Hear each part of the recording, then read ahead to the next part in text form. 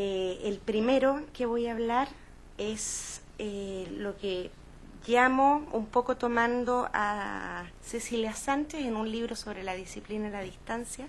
Ella habla de un pensamiento cristiano presente en gran parte de lo que sería la filosofía dominante, entre comillas, que es el pensamiento moral católico nacionalista. Antes hago un comentario sobre un pequeño cambio que hice al título, era notas, y yo en vez de notas lo transformé en trazo de un gesto. En el fondo yo lo que voy a hacer aquí es recoger algunos tres textos de ciertos autores, y lo que quiero mostrar allí es, en el contenido del texto por supuesto, pero el gesto que hay ahí. ¿Qué es lo que se está haciendo con esos textos? Esos gestos, luego los voy a intentar ver cómo ese mismo gesto se puede cristalizar en determinadas acciones. Así es que por allí va, al final voy a decir algunas cosas más. Bien, yo lo dividí, voy a empezar por este lado, que es lo que Cecilia Sánchez llama pensamiento moral católico nacionalista, y con una cita de Jaime Guzmán Errázuriz de 1990, cuando está refiriéndose en el diario La Tercera a quiénes son los verdaderos culpables del asesinato, de los casos de Pisagua. Y él dice, dentro del respeto a las jerarquías, ahí está poniendo el marco ya, y a sus diferencias accidentales, y esta es la frase, y este es el gesto, cuando el título dice el trazo de un gesto, en el fondo este es el gesto que yo quiero que sea trazado y que estoy manipulando, o sea, poniendo una mano detrás que recorta los textos. Todos los hombres tienen la dignidad común de hijos de Dios, y solo se es hermano, y surge el desafío de comportarse como tal, cuando existe y se reconoce a un mismo Padre. El gesto acá me parece a mí que es claramente una exclusión, está poniendo una condición, hay un solo se es hermano, solo cuando hay un reconocimiento y además, lo que dice el paréntesis, el desafío de comportarse como tal de los que son llamados hermanos. Este gesto se puede cristalizar en diversos ámbitos, es el mismo, me parece a mí, con otras declaraciones de Jaime Guzmán. Yo me basé principalmente en lo que es prensa, que me parece que son textos más accesibles para nosotros y donde este tipo de gestos se suelen ver de manera más clara. Como datos generales los debemos conocer. Jaime Guzmán Errázuriz desde el 46 al año 91, en que fue asesinado por el Frente Patriótico Manuel Rodríguez, liberó la resistencia, acá hay algunos testigos seguramente, a la ocupación de la universidad por las reformas en el 67, hay un error ahí, intentó tomarse a su vez la universidad para revertir la reforma. Colaboró en la fundación del movimiento paramilitar Patria y Libertad, participa, como todos sabemos, en la comisión redactora de la Constitución Política de 1980 y es uno de los a los que se le atribuye la fundación de la UDI. Tengo y tomo un poco lo que estaba hablando el colega en la hora anterior, cuando él hablaba de los reyes, del Cristo Rey y el Cristo Obrero. Acá está la cita justo, y yo la tomo como este mismo gesto un poco visto hacia a lo que es la relación con el mundo, con la tierra. Fuimos creados como reyes de todas las criaturas de la tierra, pero la rebelión original de soberbia del hombre frente a Dios hizo que la naturaleza física se nos convirtiera en hostil. Siempre seremos superiores a los irracionales elementos físicos, porque ellos pueden solo dañar o destruir nuestro cuerpo, pero nada ni nadie jamás será capaz de aniquilar nuestra alma inmortal y la conciencia de racionalidad que engendra. Vemos acá el gesto de poder y de doblegación que hay, en donde nosotros, por tener esta alma inmortal, estamos por sobre otros seres, y esa naturaleza física, como dice ahí, se nos hace hostil. Acá en Valdivia somos testigos de esta hostilidad diariamente, quienes tienen ese tipo de relación. Esta, que yo la tengo acá en un texto completo, que casi lo saco para fotocopiar para todos ustedes, tiene que ver con el tema de la evangelización y que me pareció muy atingente para todo lo que es del centenario al bicentenario, y es la reflexión de Jaime Guzmán, se llama Obra civilizadora y evangelizadora. Esto está en la segunda, en octubre de 1985. Él dice: es absurdo de que en el estudio de la guerra de Arauco el niño chileno se sintiera identificado con los indígenas. Acá vemos, cuando estábamos hablando antes del tema de la identidad, la posición en el fondo de sentirse otro y distinto a lo que sería lo que hablaba acá el colega sobre la asunción de lo que es nuestro, lo que está dentro nuestro. Y sigue diciendo, además, detrás del idioma, los colegios, las universidades, la iglesia, estuvo ese sentido evangelizador que no solo nos transmitió la civilización cristiana, casi ahí podría leerse imperio, sino que además plasmó la nueva raza del mestizaje. Hay además una ligación entre lo que es raza y la separación de lo que sería el ser identificado con los indígenas. Esto en 1985. Con respecto a la pobreza, que va a ser un tema que lo que es la teología de la liberación y lo que vamos a ver después con otros autores es un punto clave. La teología de la liberación, bien sabe, lo que hace es coger el concepto de pobre y entenderlo como una opción por los pobres desde los pobres. Por lo tanto, aunque aquí no le puedo sacar todo el partido conceptual que debiera, sí leo la manera que se le trasluce acá de entender al pobre desde una postura como esta. Son cientos de miles los chilenos que en medio de los rigores de la pobreza tienen un alma ajena a todo resentimiento. No se dejan seducir por la lucha de clases que la demagogia y el marxismo buscan explotar. Una certera intuición les indica que el empeño personal por superarse, no sé si han escuchado eso, resulta indispensable para surgir en la vida, y anhelan hacerlo como fruto de su propio esfuerzo individual, habría que agregar. Solo reclaman legítimamente que la sociedad les brinde mayores oportunidades para conseguirlo. De ahí que ese sea nuestro compromiso. Mi compromiso con los más pobres, la tercera en 1989. Bueno, se ve acá el tipo de vínculo que hay y el tipo de concepto de pobreza que está trabajando Jaime Guzmán. Aquí ya es completamente explícito la noción de marxismo, que después la vamos a trabajar un poco más. Yo imprimí todo, no estoy usando nada de esto porque aquí está bastante claro. Ahora sí leo. Marxismo dice, este texto es: ¿qué sentido tiene la dignidad humana para quienes niegan toda trascendencia espiritual al hombre? ¿Qué sentido tiene la libertad personal para quienes postulan un Estado totalitario que la absorbe por completo?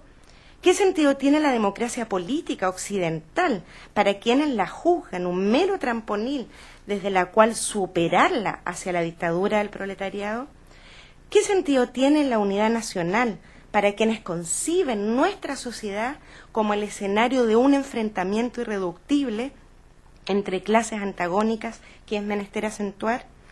¿Qué sentido tiene, en fin, la soberanía de Chile para quienes entienden satelitada a la Unión Soviética, que oficialmente defienden conforme a la Brezhnev? Esto habla de la Suprema Victoria en Revista Ercilla en marzo de 1986. Habría que preguntar, y sería bonito hacer un escrito sobre el sentido que tiene acá la expresión ¿qué sentido tiene? Porque puede leerse conjuntamente, o a lo mejor una de las dos, si no tiene sentido o no se dice para ello. Entonces, cuando dice ¿qué sentido tiene la dignidad humana para quienes niegan toda trascendencia espiritual? Significa que estos no tienen el sentido la dignidad humana, o para que ellos no se les dice la dignidad humana.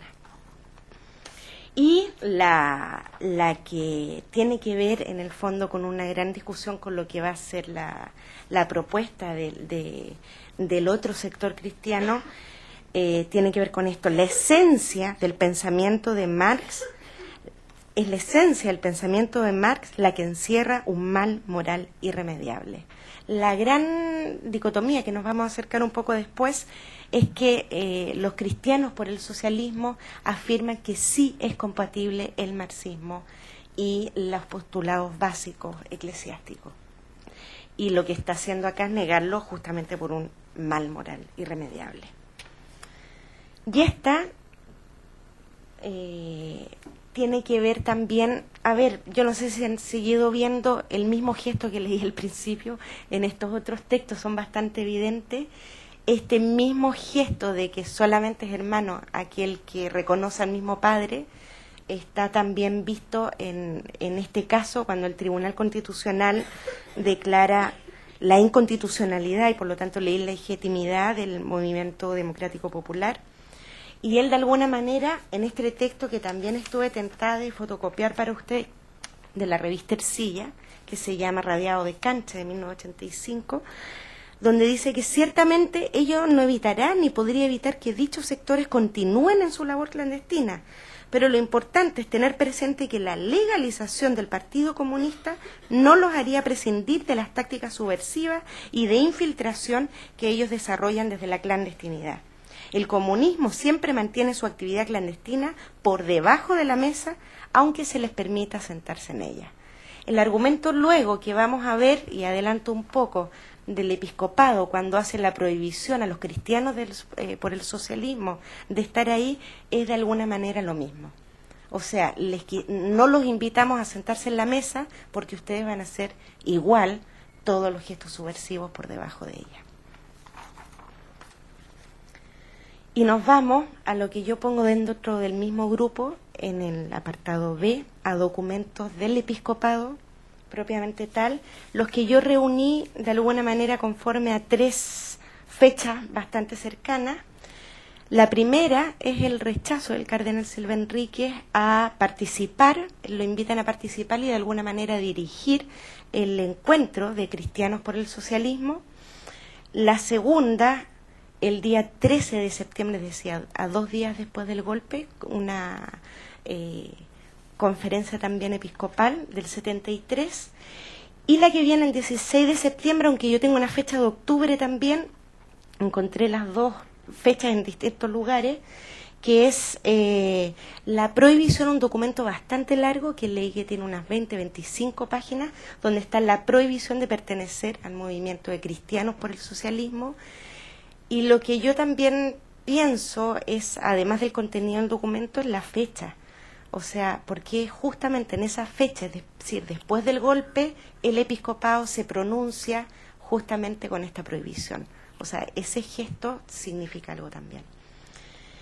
Nos vamos entonces. Leo la carta, un trozo. La carta debe tener varias hojas, tiene unas 5, 6, 7 hojas. Hay una discusión conceptual también allí de Raúl Silva Enríquez, como arzobispo de Santiago, que se titula, la carta tiene título No renunciar a la fe, y en la carta al padre Gonzalo Arroyo, del cual nombraré algunas cosas después, el 3 de marzo del 72, para el encuentro de cristianos por el socialismo. Y dice, al rechazar la invitación a patrocinar el encuentro de cristianos por el socialismo a realizarse en Santiago, el cardenal escribió esta carta al secretario del comité organizador.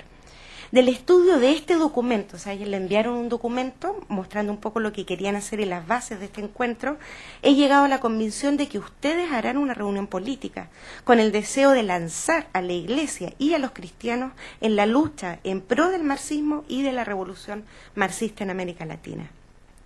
La única solución que ustedes ven para liberar al hombre es, a juicio de ustedes, el marxismo.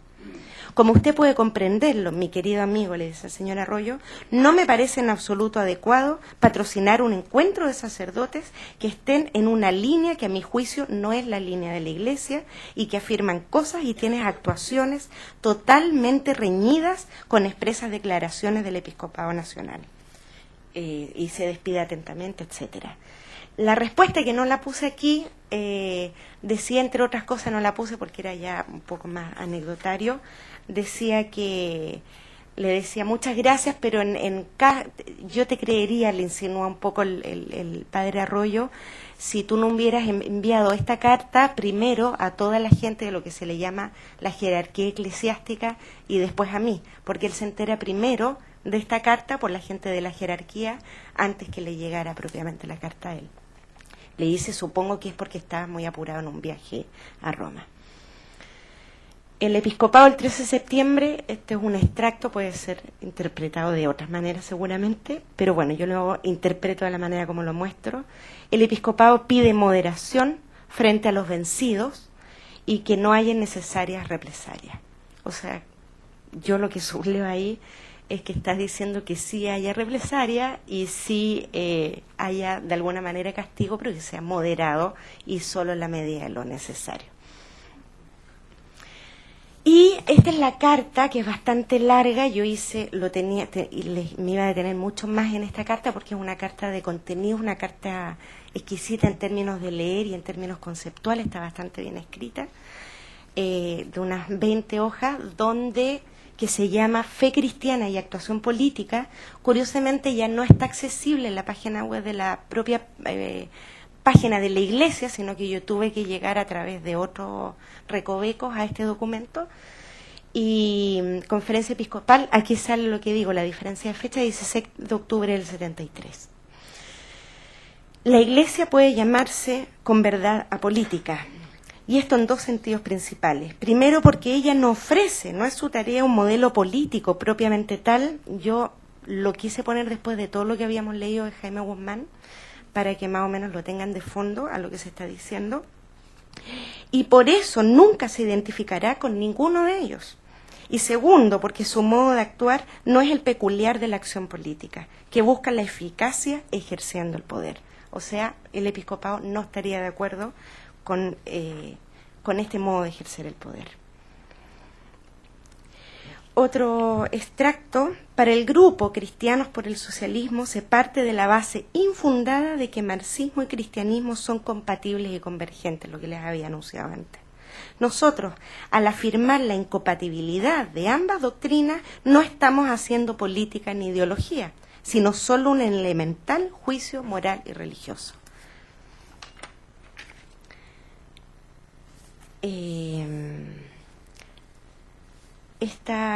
Estas dos van juntas de alguna manera porque quiere hablar, es como el argumento final.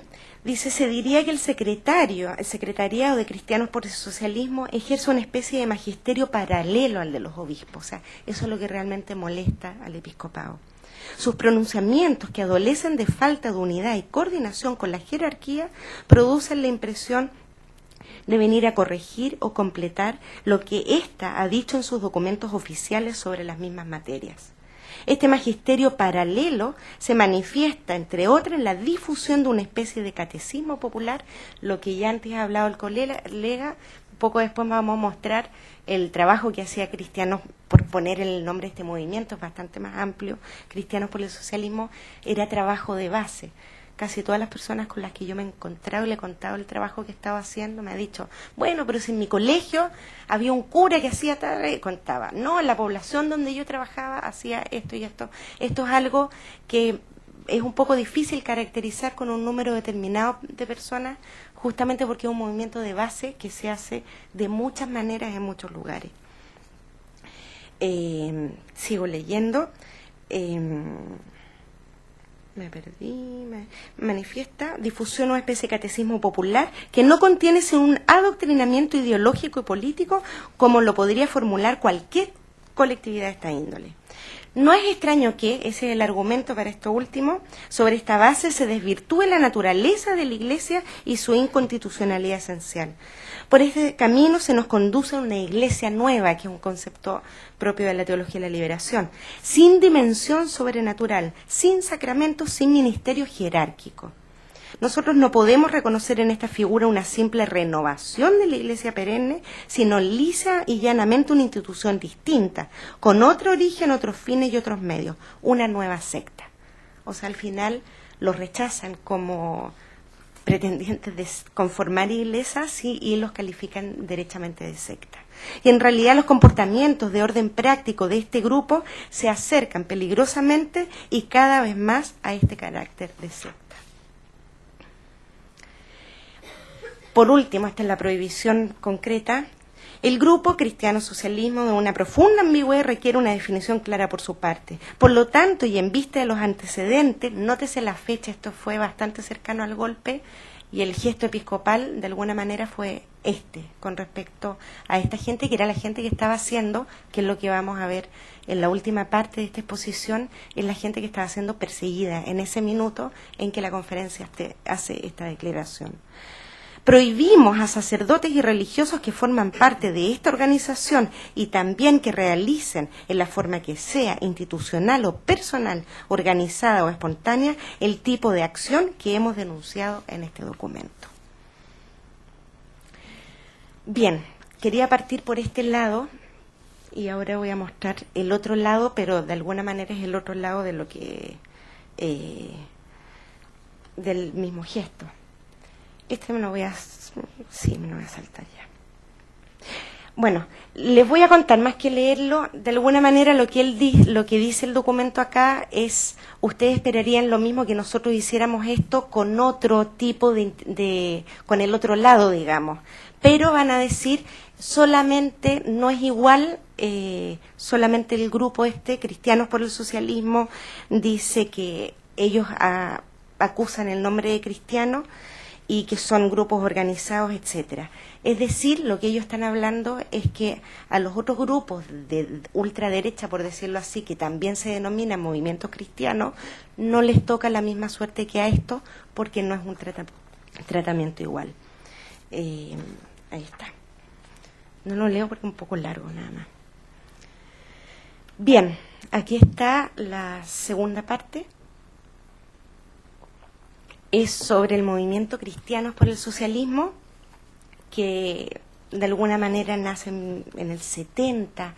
Hay dos grupos antes, hay un grupo que se llama el grupo de los 80, creo, y el grupo de los 200, el grupo de los 80 sacerdotes, después de los 200 sacerdotes, y es un movimiento bastante ampliado que, como yo dije, voy a dejar demasiada gente fuera en el tintero. Yo a los que saben más que yo, que están aquí, más que preguntas, después les pido aportes con muchos datos más que yo he ido recibiendo y que no los recogí todos. Sí recojo algunos y está un poco intencionada esta recogida también. Parto con esta cita de Francesc Puig. Él es catalán, pero estaba aquí y fue torturado en el buque Esmeralda en Valparaíso, con esta cita de un texto que se llama Recuerdos Pendientes, donde recoge algunas de las historias, y también son recolecciones de cartas personales, también es un tipo de correspondencia o publicaciones no tan formales. El movimiento Cristianos por el Socialismo, dice Francesc Puig, tuvo en la Iglesia chilena una gran importancia para liberarnos de dogmatismo y caracterizar el pluralismo de la fe. A la jerarquía más bien le irritó o distanció de los sacerdotes y cristianos de base, a los que todo lo contrario, en el día a día nos daban apoyo en el camino de la construcción del socialismo y libertad. Uno de los que se les puede llamar impulsadores, entre otros por supuesto, de este movimiento es el padre Gonzalo Arroyo. Él también tiene otra línea, de alguna manera puede ser que, como él hablaba acá en la anterior, esté más de la línea del Alberto Hurtado. De hecho en la foto está con Alberto Hurtado también allí,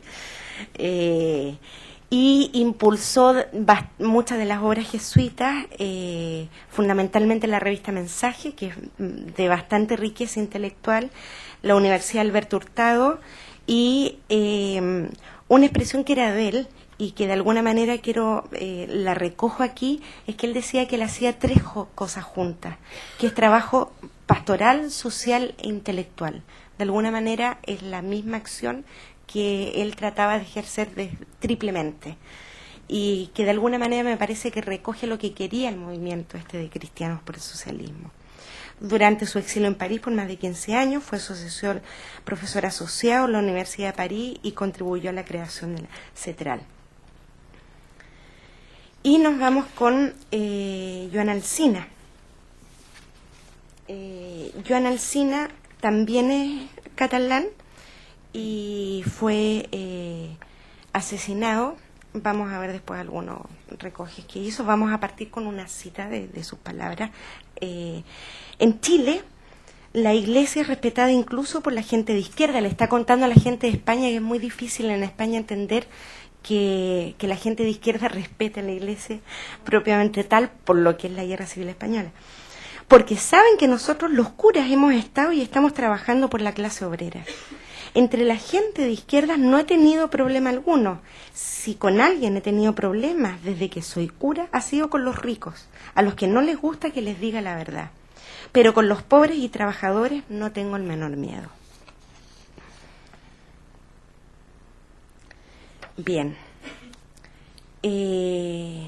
Antonio Lledó también era militante del MIR y también fue asesinado.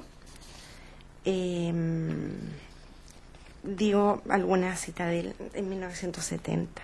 La verdadera solución a los terribles problemas de Chile e Hispanoamérica no está en la vía electoral, vamos a ver que es bastante fuerte, lo está diciendo en 1970 además, sino en una revolución que cambie todo lo vigente de un giro total a las estructuras. Rige acá el capitalismo más descarado. La riqueza está en un grupo privilegiados y la mayoría del pueblo vive en la miseria moral y material más increíble.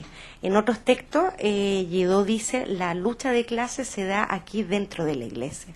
También no la puse, pero muestra un poco el tono. Esta es otra cita de él. El momento por el que pasa Chile es muy importante. La fe en un Dios flotante y lejano, solucionador de problemas a domicilio, ha quedado también en el olvido. Entiendo cada vez más mi religión y mi sacerdocio como un compromiso con la sociedad en que vivo, un compromiso con aquellos hombres y mujeres que luchan por la instauración de un orden social que impida la esclavitud, que haga la injusticia y la explotación cada vez más difíciles y no el pan nuestro de cada día. Acá hay un relato de Julio Laxfeller, que es un torturado que declaró en el Consulado de España el 27 de noviembre del 77. Aproximadamente entre el 26 y el 30 de septiembre del mismo año, del 74, fue ingresado a nuestra celda el padre Antonio Lledó Mengual. En el lapso de 2 o 3 días, el padre Lledó fue sacado de su celda repetidas veces para ser interrogado. Cada vez volvía en peor estado físico. Al cabo de 3 días tenía grandes dificultades para moverse a causa de los dolores ocasionados por las torturas. Tenía su camisa manchada de sangre y aparentemente tenía hemorragias internas y desgarros musculares. En una ocasión fue auscultado por un médico de la DINA, el cual recomendó su hospitalización inmediata, a lo cual el oficial de apellido Morel, Marcelo Morembrito, respondió que esto era imposible puesto que los interrogatorios no habían terminado. El médico insistió vanamente y expresó su impotencia e indignación. Y este es otro que, según lo que me logré enterar, tiene bastante importancia porque es uno de los pocos registros que se tiene de que Pinochet haya reconocido de una manera semi-explícita la tortura. En el 74 le pasan, como dice aquí, una foto y una lista de personas cuando el grupo Comité Pro Paz se entrevista con él y el general Pinochet dice, cuando ve el nombre de Lledó, ese no es cura, dice, ese es un marxista, los marxistas hay que torturarlos porque de otra manera no cantan.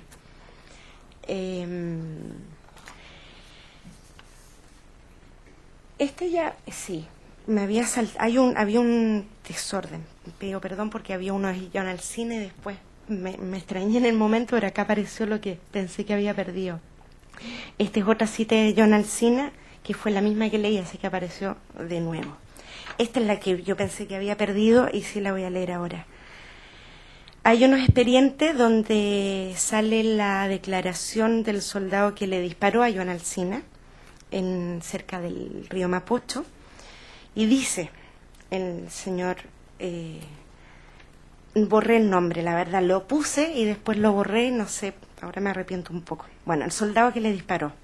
Al llegar al puente Bulnes, mi capitán frenó, López, yo me bajé como lo hacía con cada uno de los que fusilaba y saqué a Juan del furgón y vi fui a vendarle los ojos. Pero Juan me dijo, por favor, no me pongas la venda, mátame de frente porque quiero verte para darte el perdón. Fue muy rápido.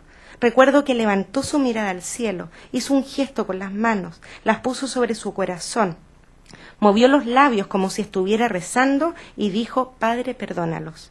Yo le disparé la ráfaga y cayó al tiro. Quería dispararle con la pistola, pero lo hice con la metralleta para que fuera más rápido. El impacto fue tan fuerte que volteó su cuerpo y prácticamente cayó solo al mapocho. Yo tuve que darle un empujoncito nomás.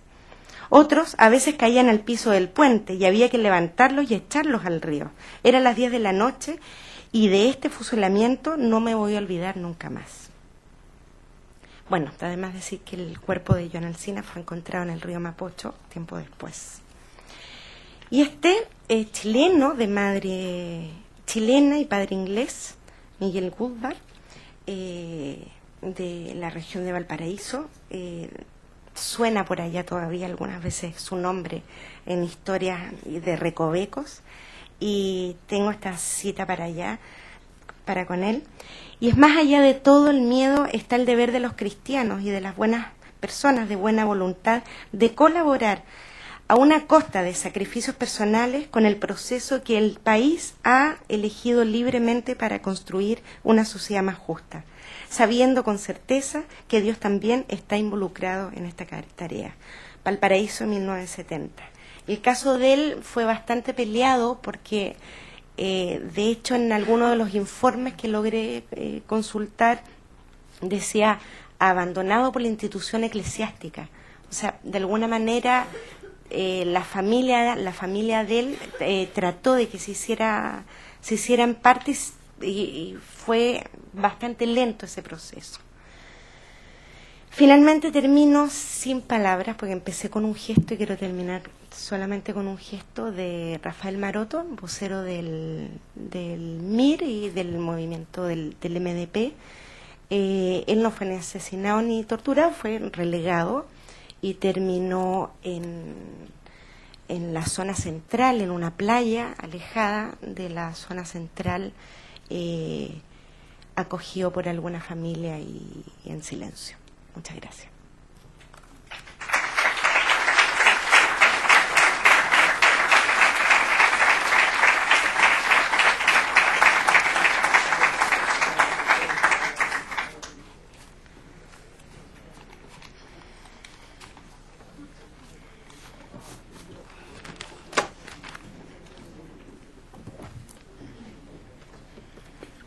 Bien, un detalle que está dentro de nuestras preocupaciones latinoamericanizantes.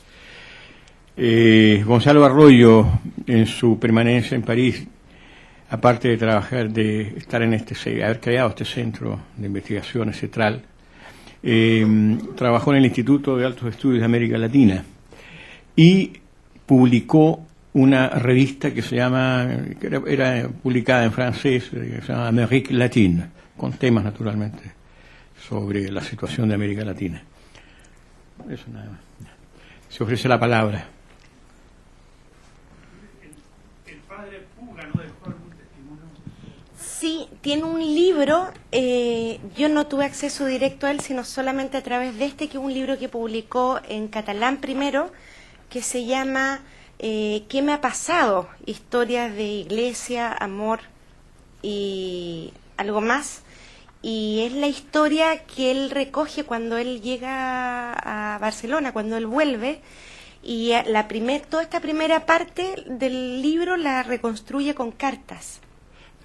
La segunda parte, posterior a la tortura, él la empieza a escribir desde el presente, entonces hacia el pasado, y de alguna manera el libro termina, y es algo que también, gracias por la pregunta, porque quería agregar, él se casa, tiene familia, deja su vida sacerdotal, y la pregunta, ¿qué me ha pasado?, él termina de alguna manera concluyendo que la Iglesia todavía no se hace cargo no solamente del tema de la pobreza, sino tampoco el tema de la mujer, por ejemplo, y algunos otros ámbitos más, de la homosexualidad, etcétera, y él se declara fuera de ella.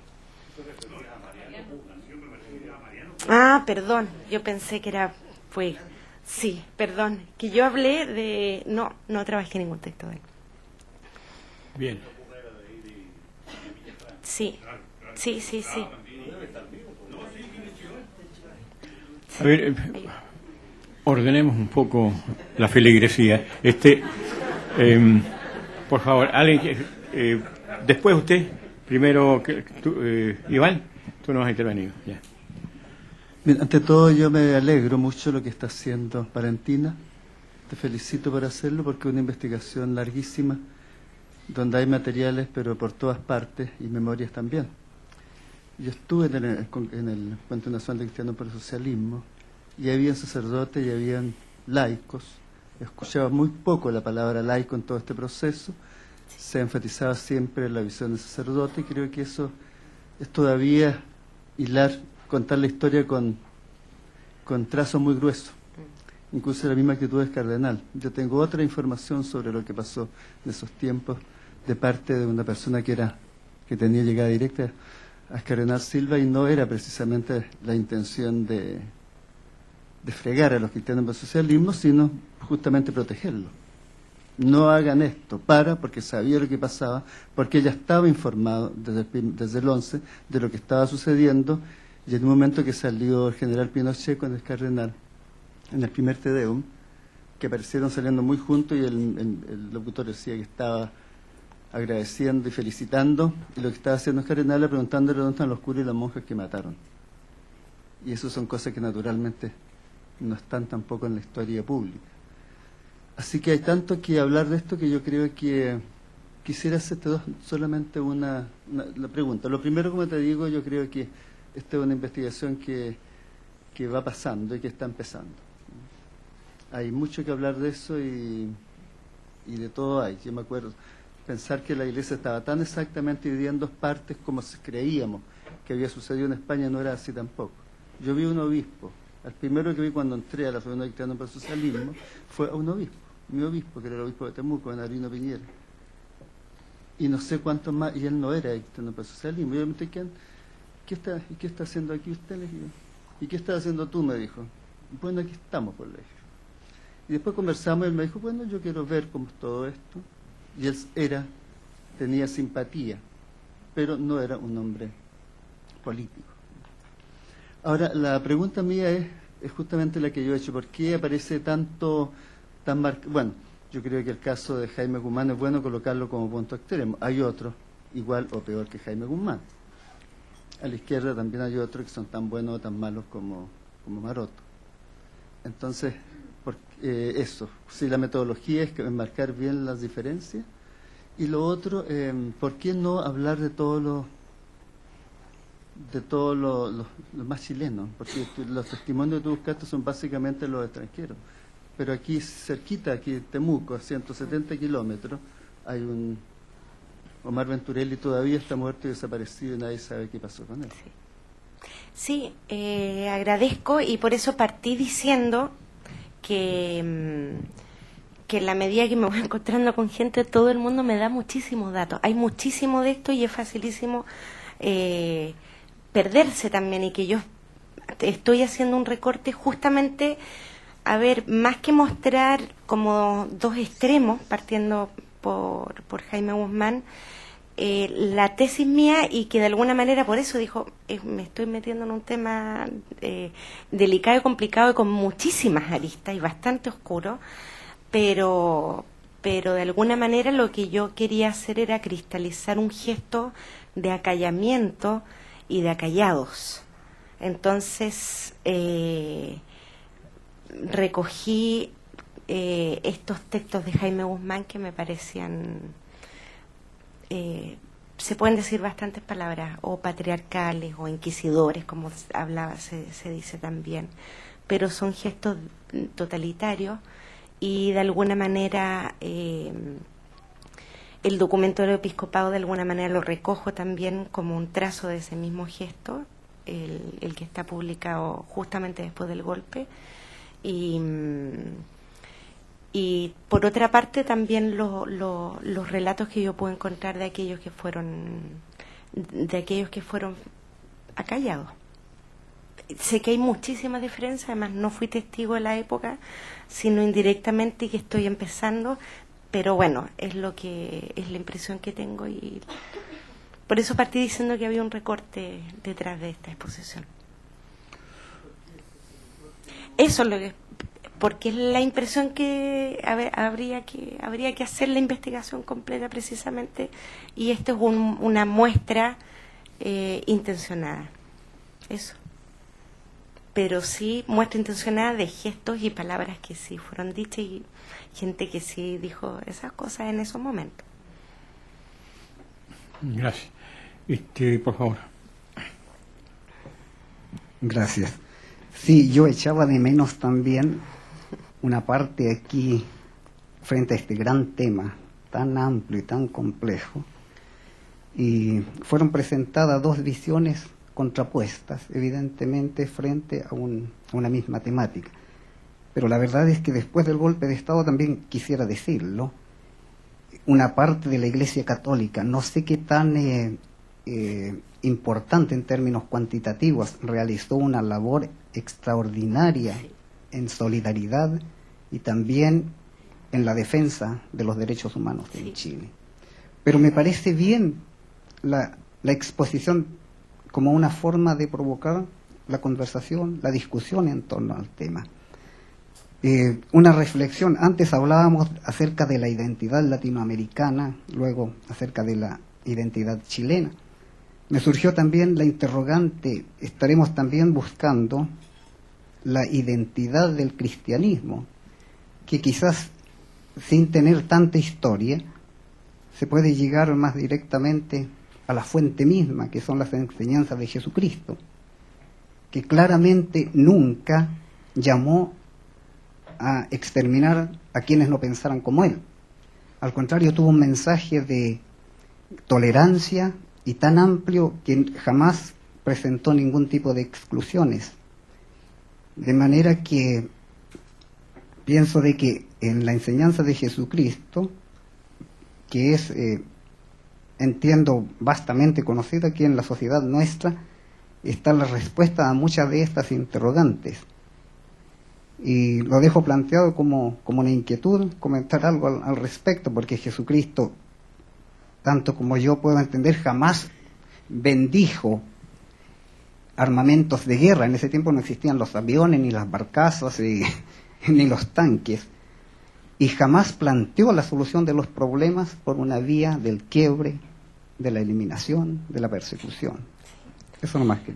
Sí. Bueno, yo quería mostrar de alguna manera el trazo de lo que es la Iglesia después de la dictadura y el trabajo de lo que es la Vicaría, Solidaridad, etcétera, es bastante conocido y cercano por nosotros. Yo quería mostrar un poco este chispazo previo, y que de alguna manera, no sé si era un poco causa de este otro, pero de alguna manera es un chispazo previo, y que gran parte de ese chispazo previo también fue recortado. O sea, lo otro fue de alguna manera lo que quedó o lo que decantó de eso. Pero yo tenía ganas, la verdad, personales de mostrar este trocito de pensamiento cristiano que no siempre es tan conocido como el trabajo que es bastante reconocido de la Iglesia después de la dictadura. Bien. Profesor Ortiz. Yo quería un poco complementar lo que decía ya respecto a eso. A mí me tocó acompañar a Clotario. Acompañar a Clotario de la conferencia episcopal, que eso hay que entenderlo. La conferencia episcopal es el grupo que se junta a los obispos de Chile. Primero, eso es la conferencia episcopal. Se elige durante un año un representante. Dentro de la conferencia episcopal había como un 45% que estaban a favor del golpe, que había otros que estaban contra el golpe. Orosimo fue en salida, por ejemplo, de San Bernardo. Medina o Tagle eran notorios proclives al golpe. Entonces, ¿qué ocurría? Que cuando se mandaban cartas al episcopado solicitando el 74, por ejemplo, una amnistía, fue rechazado y se nos dijo que teníamos que ir a obispados. Entonces empezamos a ir a obispados proclive a los sectores que estaban perseguidos. Entonces, Carlos Camus, que ahora terminó en Linares, ese estaba contra la dictadura. Incluso él en su momento pidió en su arquidiócesis que se excomulgaban a los torturadores. Pero por otro lado, Rocimbo fue en salida, alababa a los torturadores. Entonces, esta cosa que parece tan extraña, como a veces se habla de jerarquía. Entonces, los curas a la larga pueden ser curas muy progresistas, pero la jerarquía lo que lo tiene oprimido. Hago salvedad a propósito del cine, la película que se llama Los Nuevos Monstruos. Si alguien la ha visto, hay un problema de Torres Cola, precisamente de un cura que quiere ser rebelde y quiere lo que ocurre con la jerarquía. Y otro dato, no sé si tú recogiste. Hay un cura que se llama Germán Cortés, alias Genaro, y que él, entre el año 74 y 76, fue secretario general del MIR. Y la iglesia le quitó su característica de sacerdote y lo puso así como, no sé, eso que digo que no sé cuánto le puso ahí, pero no es cura. Y el MIR tampoco reconoce que hubo un cura que estuvo en el MIR. Entonces, este otro tipo también, otro elemento más que está dando vueltas sin historia. Gracias. Don Gonzalo Portales. Y atrás Angélica también está. Después, perdón. A ver, don José, ¿alguien pidió acá? Sí. Después Graciela, perdón. Angélica. ¿Estaba pedido antes? Bueno, en las citas que nos has presentado hoy día muestras cómo grupos políticos distintos en una situación determinada podían acudir a una tradición que compartían y que identificamos con el cristianismo, y que algunos citaban un modo específico de ciertos énfasis del Evangelio, y otros podían citar tal vez un modo específico de conclusión de una mirada cósmica, jerárquica, el Cristo Rey, el Cristo Obrero, como se hablaban antes, o el Todopoderoso, o el Cristo crucificado, en fin. Ha habido siempre esta posibilidad de hacer esas lecturas distintas y de identificarlo. Ahora, lo que nos muestra tu posición de cita es que en Chile era mucha la gente que en esos momentos podía hacer esa alusión. Curas que estaban en el MIR. Vamos a hablar mañana también, cuando hablemos de los jóvenes, de cómo jóvenes se salen de un grupo específico de partidos políticos, y también al cristianismo para dar una nueva composición. Sin embargo, creo que hay un lapsus en tu exposición con respecto a Jaime Guzmán. Jaime Guzmán, precisamente por tener esta afiliación cristiana, que en su caso es indudable, en el sentido de que no porque sea una afiliación cristiana de derecha deja de ser cristiana. Él es un hombre muy devoto de misas diarias, comuniones, oraciones, etcétera. Él, precisamente por esa afiliación, es que no puede ser cómplice de otra forma que se da políticamente en la derecha, que ya no tiene afiliación cristiana, que viene de otras partes y que es la que funda Patria y Libertad. Jaime Guzmán no pertenece a esa asociación, y la funda una afiliación y ya no cristiana, y que más bien alude a corrientes ni siquiera del fascismo español, porque ahí todavía se podía ser cristiano, sino que a otro tipo de corriente, y que van a ser los grupos que, sobre todo al comienzo, todavía en la dictadura de los años 70, van a tener una constante disputa entre ellos. Y quién está más cerca del príncipe, que en este caso es un tirano, y quién está más cerca del tirano, o que tiene el favor del tirano, va a ser quien va ganando. Sabemos que finalmente va a ganar Guzmán y su grupo, pero no siempre en los años 70 eso fue claro. Eso quería comentar. Sí. Lo único, yo recogí, creo que lo vi en más de una fuente, la que recuerdo ahora era una mujer que se llama Cristi. No, una mujer que se llama Cristi, que tiene un libro que creo que está editado en Lome incluso, que se llama El pensamiento político de Jaime Guzmán. Apellido Cristi, no me acuerdo el nombre de ella. Ahora, es algo que habría que corroborar, es algo que habría que estar, de todas maneras agradezco tu... Profesora Illanes. Bueno, gracias Valentina, muy muy estimulante tu presentación. Y lo que me llama la atención es que tú reiteradamente hablas de que es un tema muy complejo, de que tiene muchas aristas, de que tiene muchas gestos y manifestaciones.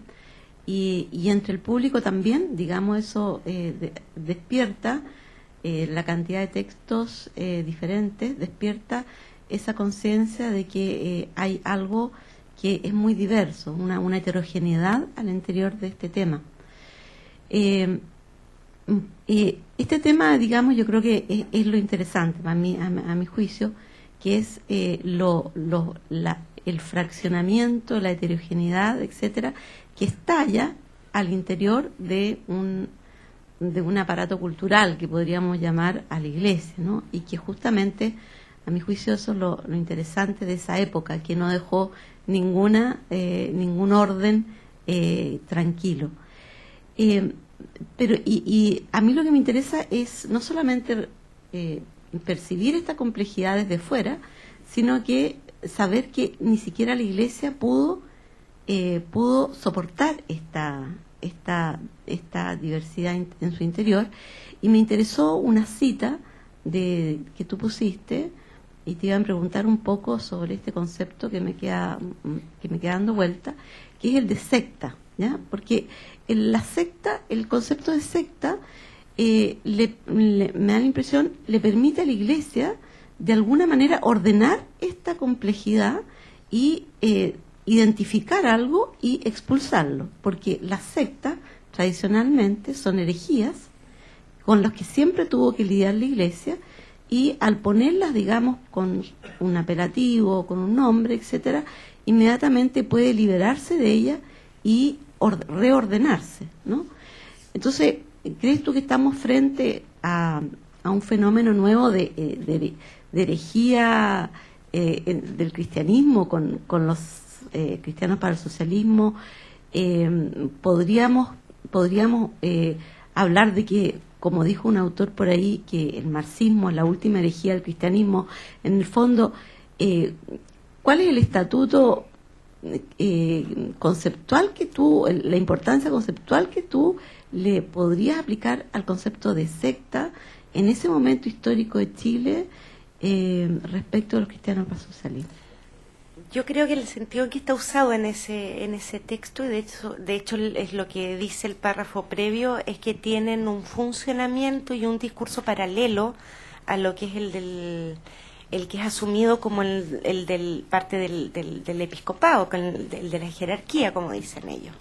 Y eso es bastante profundo, porque de alguna manera la jerarquía es una extensión de lo que es el dogma. Entonces, al decir, porque los otros no están diciendo que es como una única verdad, ni que es la verdad, si la verdad que ellos creen, pero ellos están hablando de que sí hay una pluriverdad. Y yo no sé si eso es compatible con la noción de dogma propiamente tal. Entonces, ahí ya el asunto se pone un poco más delicado. Ahora, de ahí a que sea secta y que sea un funcionamiento completamente paralelo, y habría que agregar, tengo entendido que para definición formal de secta hay bastante otras características, es otro el paso, y lo que ellos están haciendo ahí es un paso, me parece a mí, más bien político. El texto está precedido por un parágrafo que yo lo puse y después lo saqué porque lo quería poner solo para mi placer, que parece un informe de una evaluación de un proyecto, por eso lo quería poner, que era que el texto adolecía de consistencia científica y que era bastante ambiguo, que en algún momento en el discurso final está así, y hay varias páginas en donde sí se acogen ciertos puntos de Cristianos por el Socialismo. Ellos dicen, encontramos positivo que 2 puntos, y hay una enumeración más o menos larga, un par de páginas, donde sí recogen ciertos. Ahora, empiezan con eso y después van dando toda la otra argumentación y terminan calificándolos de secta y prohibiendo la participación en ello. Eso. Bien, Miguel Rojas, profesor Miguel Rojas. A ver, en este modelo, bueno, parece un mismo juego, ¿cierto? Una misma esquemática donde está el Cristo Rey, el Cristo obrero, ¿cierto? Pero parte dentro de un símil, ¿cierto? Hay un símil, una representación especular también ahí. Sin embargo, no salimos del universo cristiano. Sabemos que hay más opciones, pero vamos a remitirnos a la ponencia. Este símil, existe una mediación, y yo creo que es la teología de la liberación, donde se reproduce una intelectual, ¿cierto?, que a fuerza crea un símil también en este otro, llamémoslo, categoría Cristo Rey. ¿Cómo observas tú ese símil que de una u otra forma tiene que evidenciar sus mecanismos, tal cual como tú lo estabas planteando ahora con el ejemplo de este informe, donde la acuciosidad científica es la que prevalece más allá de los compromisos que tienen que ver con los problemas latinoamericanos y con la acción con la misma sociedad? ¿Cómo observas tú este símil? ¿Qué características tiene este intelectual que aparece de rebote por la figura especular del, llamemos la otra categoría, Cristo obrero, ¿cierto? No Que es sé muy si- divertido porque parece un sí. juego para armar. No sé si estoy entendiendo bien la pregunta, pero de alguna manera... Es algo como que se retroalimenta. Sí. De alguna manera, bueno, la teología de la liberación es cristianos por el socialismo, yo los incluiría dentro del movimiento de la gran movimiento latinoamericano, la teología de la liberación. De hecho, estuvieron con Gutiérrez, cuando vino también Fidel Castro, se fue a entrevistar con los curas estos de cristianos por el socialismo, y yo sí, por lo menos de lo que tú me dices, pondría una cosa, un poco haciendo juego con esta cosa científica, entre comillas, y que tiene que ver con lo que son cristianos de base. Hay una noción que yo le pondría la rápida hermenéutica de base, es decir, el lugar de la interpretación de los textos se juega en la comunidad eclesiástica. Por lo tanto, se trata de no escribir textos que no sean para la comunidad eclesiástica y que la interpretación no sea dada por la jerarquía a la comunidad, sino que ellos mismos discutían los textos directamente en una casa, se juntaba un montón de gente, discutían los textos, y ese era el campo hermenéutico abierto, esa era la interpretación. No había un paradigma dado previamente y con unos límites establecidos previamente. Y yo creo que ese giro de ese intelectual al intelectual de la casa, cercano al obrero, como dices tú, que hace convierte el pensamiento en otra cosa en el fondo, en una acción, yo creo que es un signo, por lo menos que yo distingo ahora. Una pequeña observación, pequeña.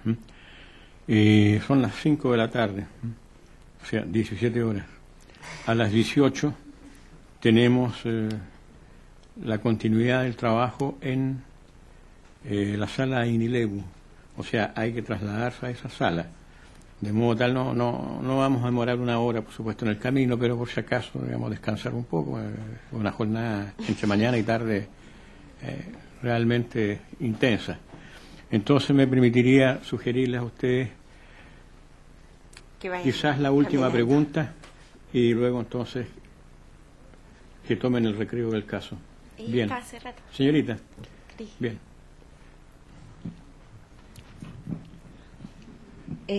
Yo quería hacer volver a quizás tocar el tema del mundo evangélico, porque cuando se habla de pensamiento cristiano también está incluido supuestamente el mundo evangélico. Y bueno, me hace falta quizás ver alguna persona ahí. Yo quería agregar como caso personal a Helmut Franz, que fue obispo de la iglesia luterana, que fue expulsado de su propia iglesia para el tiempo de la dictadura. Y bueno, también agregar que la iglesia luterana fue dividida en tiempo de dictadura, se dividió en el año 75 por también temas políticos. Entonces quizás hace falta un poco la parte evangélica. Eso, gracias. Lo agradezco. Y él escribió un libro que se llama Mi vida chilena, solidaridad con los oprimidos. Eso. Muy bien. Bueno, sí, muchas gracias, Valentina, por esta exposición tan iluminadora, y muchas gracias a ustedes por la asistencia. Esta tarde